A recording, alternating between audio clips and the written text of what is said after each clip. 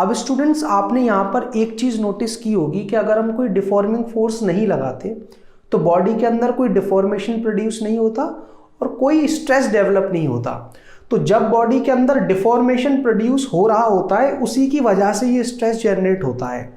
तो बॉडी की डिफॉर्मेशन से रिलेटेड जो एक टर्म होता है जिसकी वजह से स्ट्रेस प्रोड्यूस होता है उसे हम कहते हैं स्ट्रेन। और स्ट्रेन को कुछ इस तरह से डिफाइन किया जाता है, it is defined as the ratio of change in size to the original size. कि बॉडी के साइज में जो भी चेंज आ रहा है, यहाँ पर कौन सा पैरामीटर चेंज हो रहा है, बॉडी की लेंथ, और चेंज कितना हुआ है कि वो एल से बढ़कर के एल प्लस डेल्टा एल हो गया। तो चेंज आप कैसे लिखोगे, फाइनल में से इनिशियल को घटा दो तो डेल्टा एल अपॉन में ओरिजिनल लेंथ कितनी है एल।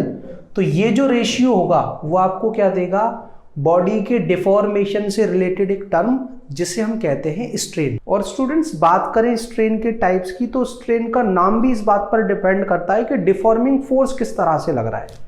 अगर डिफॉर्मिंग फोर्स लेंथ के अलोंग लग रहा है तो वो लेंथ को बढ़ाने की कोशिश करेगा और अगर हम इसको दबाएंगे तो घटाने की कोशिश करेगा।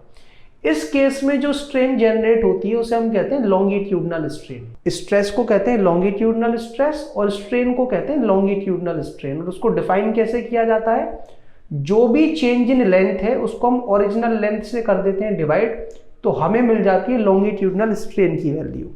और लॉन्गिट्यूडनल स्ट्रेन की कोई यूनिट होगी नहीं क्योंकि चेंज इन लेंथ की यूनिट भी मीटर होगी और ओरिजिनल लेंथ की भी मीटर। तो metre upon metre means no unit no dimensional formula. और बात करें दूसरी सिचुएशन की, जब डिफॉर्मिंग फोर्स कैसा लग रहा होता है, क्रॉस सेक्शनल एरिया के टेंजेंशियल, तो बॉडी के अंदर जो स्ट्रेन डेवलप होती है उसे हम कहते हैं टेंजेंशियल स्ट्रेन।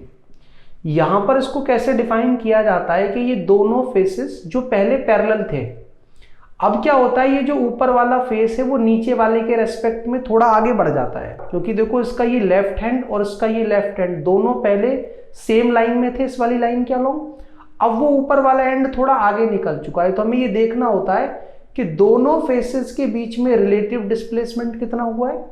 उस रिलेटिव डिस्प्लेसमेंट को हम बीच के सेपरेशन से डिवाइड कर देते हैं जो पैरेलल फेसेस के बीच में शुरुआत में था, और वो किसके इक्वल होगा, इस रॉड या वायर की लेंथ के इक्वल। तो हमें मिल जाती है टेंजेंशियल स्ट्रेन की वैल्यू। और बात करें अगर टेंजेंशियल स्ट्रेन की यूनिट की तो वो भी फिर से मीटर अपॉन मीटर होगा, means no unit and no dimensional formula. और यहाँ पर जब हम किसी बॉडी को लिक्विड के अंदर या फ्लूइड के अंदर डिप करते हैं तो उसकी वॉल्यूम में चेंज आता है, तो जो स्ट्रेन डेवलप होती है उसे हम कहते हैं वॉल्यूमेट्रिक स्ट्रेन।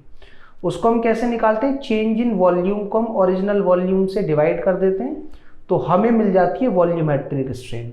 और यूजुअली ये जो वॉल्यूम है वो हमारा घट रहा होता है तो वॉल्यूमेट्रिक स्ट्रेन निगेटिव आती है। और लॉन्गिट्यूडनल स्ट्रेन और टेंजेंशियल स्ट्रेन की तरह ही वॉल्यूमेट्रिक स्ट्रेन की भी ना कोई यूनिट होती है और ना ही कोई डायमेंशनल फॉर्मूला होता है। अब आपको ये तो समझ में आ गया होगा कि स्ट्रेन होती क्या है और वो कितने टाइप की होती है। अब चलिए ये समझते हैं कि बॉडी के अंदर डेवलप होने वाली स्ट्रेन और स्ट्रेस से रिलेटेड रॉबर्ट हुक ने जो लॉ दिया है वो क्या है।